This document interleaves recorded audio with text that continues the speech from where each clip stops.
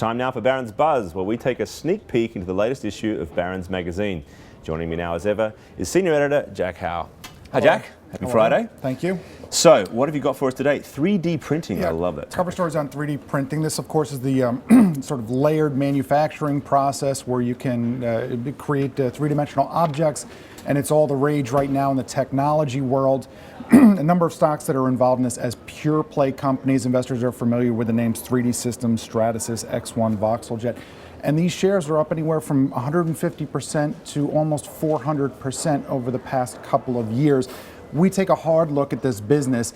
These aren't the only players. There are big stalwarts like General Electric that are involved here and some other private companies. We basically look at the economics here, who really stands to win, whether some of these shares are worth their valuations, and some cheaper ways investors can get exposure to the space if they're looking for it. I think readers will be surprised by some of the numbers on this. Yes, so it does sound like some very big gains. Next one, passive-aggressive investing.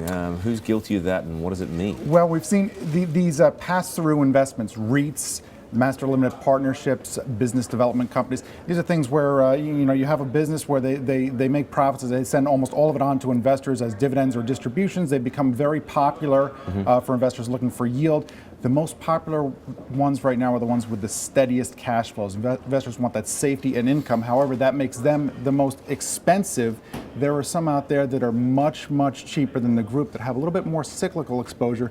We argue that that might be what you want right now in an economic recovery that seems to be pretty strong at this point. Passive-aggressive, not so much passive-aggressive. It's actually a way of getting aggressive on pass-through investments. Quite the same negative it's a difference between paying maybe 20 or 25 times earnings and paying maybe 6 or 7 times earnings. So it's a big difference in price. Yeah, that sounds like something to pay attention to.